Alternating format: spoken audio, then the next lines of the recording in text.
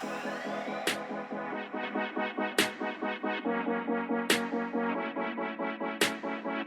welcome back to the X Podcast. I love this shirt. And it is good to be back here with Tim and Zach. And what's been going on over the last hour? Over the last hour? Yeah. Not much. Just having conversations. Why do you give up trade secrets so easily? What? I just got done with run. And but it is good to be back here at the long table. That's what we'll call it. And I just got done watching an Apple series that I love. Okay. Finished last night called Lioness. Yeah, I do want to see that. I've heard it's good. There's another Taylor Sheridan, which, oh my I like gosh. Taylor Sheridan stuff. I don't know if you ever do this. This is probably a weird, unhealthy indulgence, but I was thinking about, I got on and saw all the things that he's created I didn't even know he created. And so I was like, type in Taylor Sheridan net worth. It's like $70 million. And I'm like, I'm surprised it's not higher than that. Kind of am It too, will go. honestly. Think about the longevity. You know what's fascinating about him? I heard them talking about him on the radio. And one of the things that was somebody that either knew the industry, knew him, it was fascinating, the insight. So he's one of the few that was an actor that translated to a producer. And from what they have said about him, because there were people complaining about 1923. Remember 1923? I love 1923. Yeah. I don't like the new season. Well, is it even out yet? Yes. It did come out? They're like on like episode 7. Yeah. Or something like that, Okay. I think. So one of the things they said about him that I don't know people in the know is that he is just maybe his personality, maybe because it was acting instead of producing the first place, is that he comes up with this crazy like ideas, gets super excited, but doesn't ever want to finish them. Like I guess there's a real fight and a problem to get him to finish but all he wants to do is do all these series. And the person was making a point like he might be better served for movies. Because I guess he loses attention. Have you ever seen him act real fast? And no. He actually made a debut in season 2 of Lioness. He's actually in like the whole season. Really? I don't even know what he looks like. Yeah. I just know his name. Picture Yellowstone, and what he looks like will not surprise you. Really? I mean, yes. That's fascinating. So, he made a quick debut as like a horse trainer in one of the Yellowstone episodes. oh, was he? Cameo appearance? Yeah. And another irony, Kevin Costner, who's like, I mean, it's crazy how Yellowstone, I feel like that was almost, this is another conversation we should have at some point. I can't believe we've not had yet at this table, is the anti-woke movement. But Yellowstone? Just in general in our culture, I feel like there's a very big like anti-woke movement. But Yellowstone, I feel like was almost like part of the beginning of some of that. People, I mean, I was surprised and back then how big like it swept the nation, people watching it. But I have some buddies that were really offended because they did an interview with Kevin Costner, and he's this ranch owner, conservative, whatever. And Kevin Costner in the interview was almost insulting towards that demographic. I was like, I could care less about all these conservatives that love blah, blah, blah. I don't want to quote, I need to go back and watch it, but my buddy was like, I stopped. Literally, it was so intense. My buddy stopped watching Yellowstone because he was so People offended. forget that they're actors. Jokes on Kevin Costner, because didn't he produce like a movie? Oh, yeah. He like sunk all of his net worth into it and then just mortgaged his home watched and his it. marriage for it. I flopped watched real bad. the first one. Was it good? It was okay. It was okay. Horizon. Horizon. I watched the first one, and then the second one was supposed to come out. And then it was supposed to come out last year. It's supposed to be a 4-part series. Yeah, and they came out last year, and they stopped it, paused it, and then he went back to Yellowstone. Some people think it's because he was like, he did Yellowstone and was like, I'm doing my own thing, left that, made his own thing. It flopped, all of his finances backing it, and went, okay, we're going to pause Horizon and go back to Yellowstone because it makes money. And it's crazy. But anyways, all this about lionesses and lions got me thinking about wolves. Yes. I've been thinking about wolves a lot lately, too. I just wanted to talk. The situation is dire. And so dire. And I agree. That was, finally, a transition that works. You know what? What's funny about this whole thing is, if you haven't picked it up, we're going to be talking about dire wolves. You know what? Oh, no, that's until what that talking point, about. I bet 90% of people went, what are they laughing about? I know. I don't know if anybody cares about this but us. But us. Okay, so here's the situation. If you haven't seen the news, I don't know. Tucker posted about this the other day on his stories, like a picture of the cover. It's big enough that it'll be a cultural meme and all that kind of stuff. Yeah, it will be. That's what they were talking about on the sports radio today. It was like the lead-in. Yeah. So I think it's you've probably seen that a biotech company. I think they're called Colossal Biogenesis. I feel like that is ripped out of Michael Crichton's Jurassic. Yeah, that's what it feels like. Colossal. Yeah. Anyways, so they have a goal, and I didn't even know anything about this company until they posted about this. They have a goal of resurrecting, quite literally, extinct animals. They're working on the dodo bird, the woolly mammoth. The woolly mammoth mouse. They've already made a woolly mammoth mouse, whatever that means. That sounds terrifying. A hairy mouse. A woolly mammoth mouse? Well, dear God. The context make a velociraptor rat? It does feel very Jurassic Park. Yeah, have we seen this? It does feel very Jurassic Park. Yeah, we've seen this movie. It doesn't end well. Tyrannosaurus rabbit. Yes. What kind of zoo from hell are we creating? I don't know. Okay, so let me get through the lead here. Sounds like a horror movie. They published that they have successfully created or recreated or resurrected dire wolves. Now, if you're wondering what a dire wolf is, it's not a fantasy creature from Game of Thrones created by George R.R. Martin. It was an actual. Very specific. That was very specific. Yeah. Well, yeah. You both have not seen Game of Thrones, so you wouldn't know. I love Jesus. So it is a specific breed of a wolf that has a white coat, thicker, bigger. It's a woolly mammoth wolf. It's a woolly you definitely made it the woolly mammoth mouse.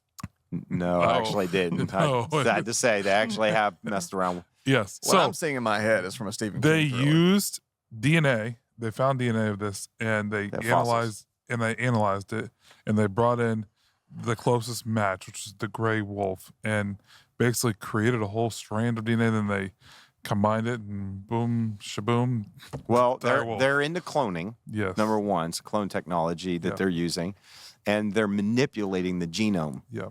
So what they did specifically for the dire wolves is they took gray wolf genetics, which they said that the dire wolf, according to reviewing the DNA, is not. Yeah, it's like, I mean, it's almost, but a lot of them are real close. 99.5 can still mean there's quite a bit of difference. Yes. And then they just individually went in and manipulated specific genome traits so that they probably could get a white coat, and so they could do this, and shaboom. So they had a dire wolf. Okay. It's not really an actual pure dire wolf. Let's be honest. It's not. Okay. It has some characteristics of it because you pulled some genetic, and they actually had to go and get newer samples of these. So the dire wolves supposedly were extinct about 10,000 years ago. So they had to go get other fossils more recently to be able to extract better DNA in order to kind of pick and choose and change some of the traits. Wasn't the other big thing about the dire wolf, I mean, apart from a real world Jurassic Park trilogy sequel thing we got going on here with woolly mammoth cats or whatever is going on in Pastor Zach's garage. Besides all that, wasn't the other big piece of news in 2021 they actually found out that it was a completely different species? Like it was almost like I read that it was almost like finding out the two identical twins are not even related. That it's actually not even part of the wolf species. It's actually completely separate. Apparently 2021 was a huge year for discovery of what the dire wolf even is. Well, I'd not heard. I read some different things. I not read that, but there may be that distinction. That's why I don't. Here's why I thought this would be a fascinating conversation. Is one, they have plans of trying to, like you said, resurrect. Now I don't think they fully can. I know they can't fully. They have to cross. I don't know what the term is for, but crossbreed. It's not crossbreed. You can't crossbreed if there's not an animal the goat breed section in. yet But in Severance. it's no. Okay. But it's there's a term for it. I can't remember, but it's like hybrid genetics. There's a crossing of the genes, right? They've been doing this with wheat. They've been doing this with all kinds of things. So they have to do something in that regard. I don't know the whole process, but so they're into cloning. They're into taking old genetics. They're into modifying and manipulating the genome to produce certain things. I want to step back and go like, I know the whole world's kind of like, woohoo, this is awesome. I just think that it brings a lot of questions. Like, it brings a lot of ethical questions that we've talked about before with cloning sheep. Can they like get King Tutankhamun? We still have his remains. Could they like go get that and resurrect King Tut? I think this is where, I know you're kind of like mean it a little bit tongue in cheek, but I think this is kind of the question: is where does this go? Where does this end? And where are we now manipulating code? It's like this. If there was a programmer who designs, so let's say it's a programmer that designs Microsoft Windows code, right? And then somebody else comes in and starts manipulating and changing all the code and gets you a completely different operating system. And that's a real loose analogy. But when I think about DNA, and I think about the fact, again, I think probably the three of us at this table, and not everybody's going to share this view, and that's fine, believe that there was a mind or a designer that actually programmed the DNA code. Now we, as the recipients of it, we're the outcome of that code, are talking about manipulating the code and changing outcomes. Playing God. Do either of you guys have any concerns about that? Oh. Do you have any? Okay, let me ask you this. Do you guys have any concerns about it, even at the level it is right now? Let me ask that question. Or is this just more, this is really interesting and I'm fascinated by it? Or does it, I don't know. That's what I wonder. Well, okay. I know we're joking about the Jurassic Park scenario. But it might be real. But also, like, what's the point? Like, I think that's my question is, like, why? It's not like we're going to make extinct animals and release them back into the ecosystem. We're going to have dire wolves running around. I think people would say you could. I don't know. Yeah, but I don't even know if the point is just extinct animals. We don't know. Could the point in the technology be a lot further than that? Could you go pull DNA from your great-great-grandmother or your whatever, and like, can you? Could you manipulate the DNA in her utero, and so you can? I mean, there's a lot of questions about this stuff. I want to clone Abraham Lincoln and put him in the room with the woolly mouse, and then see what happens. Comes out. It sounds like we've got to make them. That sounds like Disney World on Halloween. I think some of that is the question when you have technology, and this came up when we talked about cloning. Yeah, sheep. A long time ago. Yep. And there's like, I think it's like, this probably is a bad example because it's definitely a bit more like playing God than AI. Although I don't know, one could argue that I'm externally processing, but I think almost like AI, there's ethical questions. There's going to be practical applications. There's going to be a whole lot of negative. There could also be some positive that could come out of it. Although, did y'all see, speaking of AI, Jabin Chavez, his post, pastor and pretty well-known pastor in Vegas. Someone there's people that have people that create fake pages and profiles all the time. Somebody had taken his voice and created a whole sermon series library of fake messages, crazy messages, created a website of his, and then posted it with social media links. That's scary. So he found, and he posted it, and you can tell he's angry, but also fascinated. He's like, this is wild. He goes, an AI-created library of messages using my voice that are not me. That's a whole other conversation. We've had some of those. But go ahead. Back to cloning. I think, yes, there's definitely some I think, scary real-world implications. Is that the cry they published? Just what you're talking, I thought I put in the background the sound of the dire wolves. That's the actual dire wolf puffs crying. Sounds like a girl in trouble. They're pups. They're crying. Oh, okay. I think, yes, there is concerns. Obviously, they're cute. They are kind of cute. I don't know. One can see it. Anyway, sorry. There obviously is concern, just because when you bring back something that is or has passed away or is no longer living, you bring it back. It's obviously like, it could be a dire wolf, but it's also not a dire wolf. Your great grandmother, you brought up that example.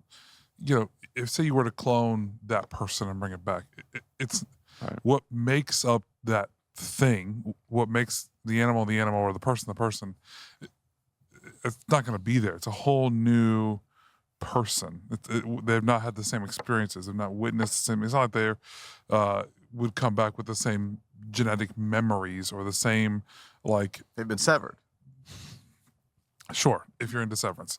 But that, So you're saying you're against it because of that? Well, you're creating a facsimile of what reality actually is. It's not actually. I haven't heard the word facsimile in a long time. Great use. You're on fire. You've been dropping the SAT words these last couple episodes. There's a cavalcade of facsimiles. Somebody's been working on erupting in the amalgamation of. Somebody's been working on his vocabulary. This is beautiful. Ergo, proceed. Well, again. There could be a lot of. I think one of the concerns. Okay, dangers. Let's talk about a few dangers of bringing back extinct animals. Are you drastically affecting a current ecosystem? Right? If you have, again, it's kind of what we do picture. Let's go to the extreme Jurassic Park. We've seen introducing what happens. Yeah, introduce new predators. Introduce new this, and all of a sudden they're now wreaking havoc on an ecosystem. The same thing as if you take a species out. That's what we've seen happen, over the years. A certain species goes extinct. It had prey. It had predators. It changes everything, right? Everything we have now is a result of certain species going extinct, certain things. So reintroducing them back in. The other thing, again, this is a huge unknown. This is the wild, wild west of technology and what it's creating. Now you create genetically modified creatures that have the potential to reproduce. Do we know what the impact is of the genetic changes and what it does to that line? Is it creating a whole new species? Are we playing God? Oh, I think that's so. The ethical question. Well, and here's the thing: not so much. My concerns aren't even about bringing back grandma, for example. We talked about that cloning. That's a danger in and of itself. The other danger is you talk about creating something new. When does this start bleeding over into creating humans? And what I mean by that is, when do you start gaining the ability? If you can affect the genetic code of a 10,000-year-old direwolf, can you affect the genetic code of, let's say, a sperm and an egg, and modify the genome to create perfect or idealized traits, and only select bloodlines and select viable embryos that have the traits that you're looking for? Well, you're talking about eugenics. You're getting into some Nazi philosophy and other things, and that's what you're getting into eugenics. That's the playbook. And I mean, you do know stuff. They say now you can know. Okay, when someone's pregnant, you can know within 3 weeks, based on urine samples and other things, the DNA. You can know the sex of the baby. You can know certain things, and from the DNA, extract and know eye color, hair color, all these different things, right?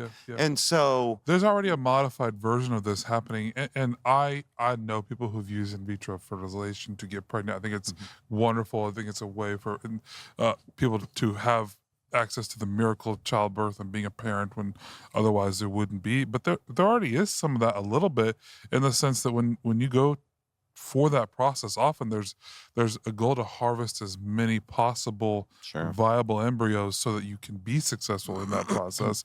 And you're already trying to select the best possible ones that can have the chance there. And there's a lot of implications, just theologically, spiritually, just even with that. What do you do with what's left over and different things like that? So there's already, to some extent, it's not the same, but similar. Yeah, I think just in general, what I keep seeing every time I turn around between AI and then you even see some of this stuff, it does give a little bit of concern about where we're going with technology. And here's the thing, ethically, and again, I know not everybody, we know that there's a big dissection of people in the way they think about life. Like, for example, I know that my view of thinking there is a creator, an intelligent agent or designer behind life, and that includes animal species as well as humans. When I understand that, I have some concerns about manipulating the DNA code and doing all that, right? If you take somebody that doesn't have that framework and believes that we're here by chance, that millions of years ago, there was the perfect conditions to turn inorganic matter to organic matter, and that through natural selection, operating on mutation, that we have ended up here. I can also understand, I'm not saying I agree with this, there might be way less ethical boundaries or concerns. Yeah. Right? Like, I mean, we're all here by chance, and so... This is the weird... 100% agree with you on the ethical concerns. It for sure is playing God. There's the weird, hopeless optimist side of me, even theologically. I know this is going to sound fatalistic. I don't mean like that. God's not surprised. It's not going to throw off his plans. And then on a selfish, personal, maybe scientific side, while I get concerned about huge kind of scientific advances in the Wild West, AI, cloning, whatever. The one thing I do know always happens whenever there's a huge scientific pioneering is there are dozens of even unintended, surprising discoveries that are helpful for mankind. Reading through The Last Supper on the Moon, Levi, and I didn't realize hundreds of things that we now hundreds of things that we now use for the quality of life and to save lives came from trying to go to the moon. Yeah. Someone's like, why would you want to go to the moon? Yeah. And hundreds of things. I mean, this really matters to me. I've been nerding out. I just finished that, Jürgen Neff Einstein biography. I didn't realize it was the general and special theory of relativity that resulted in the GPS. Oh, yeah. So when we use the GPS now, we can thank Einstein. Yep. I am for sure happy about that. Yeah. Right now with AI, all the cancer cures and discoveries and being able to early detection and all the things. Yeah. And so that the ends doesn't justify the means, but the one thing I do get excited whenever there is new pioneering scientifically is I know that there's going to be dozens of discoveries that will actually be helpful, maybe even life-saving for mankind. And hopefully Jurassic World that we can go visit. What a wait! I mean, T-Rexes and Velociraptors. Oh, if they make a zoo, I'm going. But I've seen the movie and I know how it ends. Doesn't end well. And it's kind of I'm like just Terminator, I'm right? just going to be prepared. Terminator is the movie for AI of what happens. Jurassic Park is what happens for genetic manipulation. Terminator or the Matrix, or maybe the Matrix is no Terminator. Maybe the Matrix is both. Well, Matrix is machines, and there's advanced intelligence, AI intelligence in the Matrix. Yes. When was the last time you saw the Matrix? This was a long time ago, but I don't remember that. I just think about go back and rewatch time. Go back and rewatch the Matrix now if you haven't seen it in a while. It's crazy. But let's be honest, Skynet and Terminator is more realistic. Did y'all see the straight just like Arnold Schwarzenegger and Terminator? I'll be back. And your whole thing. Did you see the straight to Netflix movie that just came out, Wolfman? No. Wait. No. Did it just come out? It came out in theaters a few months ago. Dire Wolfman? I think it did well, but it went straight to... Oh, really? Yeah. Is it Dire Wolfman? I think so. Is this somebody who has What wolf grows bigger? A werewolf or a dire wolf? Well, I was going to say, I was at Jared Carr's circle, and he had that thing, the classic analogy of what your flesh, your spirit, what grows. Okay. The one you feed. What wolf grows? The one you feed. Or the one you genetically mutate. Or the one you genetically mutate. That is the parable and the moral of this story. Is there any... I think you kind of addressed people who might be concerned, like, hey, there could be some good things that could come from this. Let's wait. Obviously, you have concerns about the implications of technology. Is there anything you would say, or is there anything we should, like, just as we're thinking about this, like, what can we do? I mean, not really much. Obviously, well, I mean, first thing you could do is invest in these companies. Yeah. Because their stock will probably go up. Colossal Biosciences. That does not sound ominous at all. Do you know some of the investors? Literally. Do you know some of the investors? Dr. John Hammond. Tom Brady, Tiger Woods, Paris Hilton, Peter Jackson. I saw that. That was in that one article. These are some of the investors. So there's some money behind this organization. And there's got to be reasons, but why? This is curious. Why do you think people like Tom Brady, Tiger Woods, longevity? That's what I'm thinking. I would agree. I think that's what I'm saying. There's financial reasons people do this. And I think there are like human existential reasons people do this. They want to live. There are forever. people that want to live forever. Yeah. There's people that have. I mean, it's the Yuval Harari's. We're going to crack the code on death before this century is out. I'm going to clone my body and then somehow upload my mind, my to the consciousness AI to this cloud, this body. Think about that. Is cloned. If you could transport your Your consciousness, memories. with your memories, with everything into a system, and then they could redo your body, which if they're going to genetically be able to alter, you know what I would prefer? Some bigger biceps. I'm going to think like, why don't you give me Arnold Schwarzenegger's body, but then just put my memories and thoughts back in it, even though they won't match. Can I be honest? Not Arnold. Your head on Arnold Schwarzenegger's Why does it got to be my head? Would just be, well, it won't fit. My head's too small. Okay, I wasn't going to say it, but if you've never seen Pastor Tim in a hat, hey, it's going to be it's going to be a modified like a baseball helmet on. Here's the thing. Sorry. This is perfect. Am I fired? No, this is perfect. He's gone. I think the whole idea is, he will be done for the rest of it. He got the mental picture. I think the hope mind. is just, can you give me, it's not his body, can you give me some of the genetic makeup that will enable my muscles to get big? Yeah. But I'll have to still develop them and they'll fit me. I'm just saying, like, there's so many potential things that you could do, but then download your consciousness into. But see, this is again, I do think we joke about this, but I do want to say, people who are living without any kind of hope of there being a resurrected body, of there being an eternity where they don't die. We joke about some of this stuff, but I think the reason why we joke about it is because we have this life perspective of biblical framework that actually tells us this isn't the best that I'm going to be and the best life I'm going to experience, and I am going to get a new body, and I am going to live forever. Yuval Harari, when you read his books as a humanist, you hear a sense of desperation, and a lot of people are like, we need to crack this code. And there is, I think, there's wealthy people who are using cryogenics, using other things to try to freeze and preserve what they have. And I think that framework is massively different. Like, I don't know that I care about preserving what I have if what I have coming is way better. And that's just a different philosophy. I want to ask one theological question. I have time for one more. Okay. I think a lot of Christians or people who follow Jesus or whatever, I think they hear all this talk and this and I think just our brain's defense mechanism kicks in and this is what we say. Well, Jesus is going to come back before that, so it's going to be fine. That's what people say. What if he doesn't? We don't know when. It could be, 100 years from now. Of course, we don't know when the technology is going to come around, but let's say it comes sooner or later.